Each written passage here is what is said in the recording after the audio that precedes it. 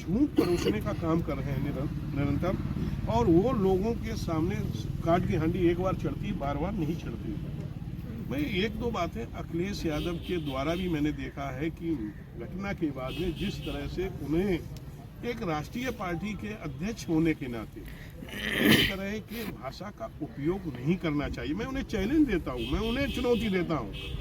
वो सही माने में राष्ट्रीय अध्यक्ष हैं और सही माने में वचन के पक्के हैं। मैं उनसे पूछना चाहता हूं, हमसे कहा कि हम मुकेश राजपूत जनता के सांसद नहीं हैं, सर्टिफिकेट के सांसद हैं। मैं 2006 में, मैं 2004 में भी जिला पंचायत अध्यक्ष रहा, जिला पंचायत सदस्य रहा। उस समय भारतीय जनता पार्टी की सरकार थी, लेकिन दोबारा मैं 2006 में जिला पंचायत, 2005-06 में जिला पंचायत का अध्यक्ष बना, सदस्य बना। तब ये लोग कहते थे कि जीते का कोई सर्टिफिकेट तो सपा के ही लोगों को मिले। और पूरे प्रदेश देश में, पूरे प्रदेश में, उत्तर प्रदेश में भारतीय जनता पार्टी का खाता खुला तो समाजवादी पार्टी, भारतीय जनता पार्टी का फर्रुखाबाद से ही खुला था। मुलायम सिंह जी उस समय मुख्यमंत्री थे।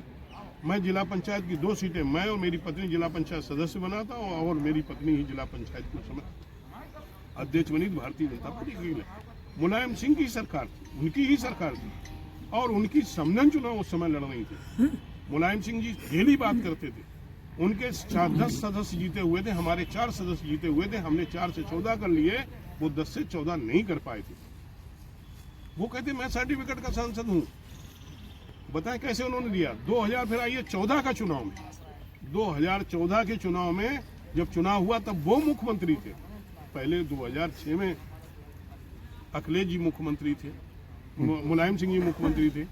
इसमें 2014 के चुनाव में जब लोकसभा का चुनाव हुआ तब अखिलेश जी स्वयं मुख्यमंत्री थे। उन्होंने फर्रुखाबाद लोकसभा सीट से उस व्यक्ति को टिकट दिया था जो लोग कहते थे ऊपर परमेश्वर नीचे रामेश्वर, ये नारा लगाते थे। और जहां हमारी अलीगंज विधानसभा में पूरे सब बूथ लूट लिए गए, करीब 200 पुलिस वाले, फर्जी पुलिस वाले बना के सब बूथ, अपनी ड्रेस, अपनी गाड़ियां रंगाई पुताई करा के, और सब बूथ लूट लिए। उसके बाद भी 1,51,000 वोट से मैं चुनाव जीता था, और अखिलेश जी की सरकार में मैंने चुनाव जीता था। वो कह रहे थे कि मोदी जी तीसरी बार प्रधानमंत्री बनेंगे तो संविधान बदल देंगे, वो आरक्षण बदलने खत्म कर देंगे। तीसरी बार माननीय नरेंद्र मोदी जी प्रधानमंत्री बने, और प्रधानमंत्री बनने के बाद संविधान को मजबूत करने का काम किया है, और संविधान को मजबूत करने का ही काम नहीं किया है, संविधान को बिल्कुल 26 तारीख को संविधान दिवस मनाने का भी काम किया। तो इसलिए जो कांग्रेस जो कहती थी वो कभी कांग्रेस ने किया नहीं, और ये लोगों को फिर इस तरह से गुमराह करने का प्रयास कर रहे हैं। लोग 2024 के चुनाव में भी किस तरह से देश के सामने कांग्रेस और कांग्रेस के सहयोगी दलों ने झूठ परोसा।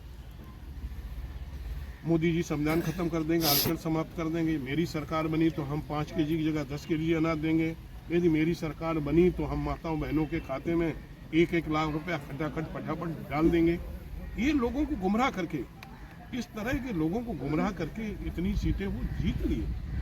और जब इतनी सीटें उनके पास 99 सीटें जीती हैं, समाजवादी पार्टी 37 सीटें जीती है, और इतने में इतनी सीटें जीतने के बावजूद अकेले उनके कांग्रेस के सहयोगी दलों को मिला दिया जाए तो 220-30 सीटें करीब बनती हैं। अकेले भारतीय जनता पार्टी 240 सीटें पूरे देश के अंदर अकेले भारतीय जनता पार्टी जीती। हमारे सहयोगी दल मिला दिए जाए तो हम 295 सीटें जीते हैं। तो लेकिन हमारे प्रधानमंत्री या हमारे किसी भी लीडर में इस तरह का घमंड नहीं है। आज किस तरह अखिलेश जी हों या राहुल गांधी हों या उनके कोई लीडर हों, किस तरह की अलूल जलूल बयानबाजी करते हैं, रोज बयानबाजी करते हैं। कहीं अखिलेश जी कहते हैं ये सरकार तो मोदी जी की सरकार जल्दी गिर जाएगी। तो पंडित जवाहरलाल नेहरू ने कहा ऐसे लोग चले जाएंगे, इससे कोई फर्क नहीं पड़ता। आज वही लोग कांग्रेस का बाबा साहब का नाम लेके और ये कहते हैं हम सबसे बाबा साहब के समर्थक हैं। मुझे लगता है कि जिस तरह से लोगों को वो इस 2024 के चुनाव में लोकसभा के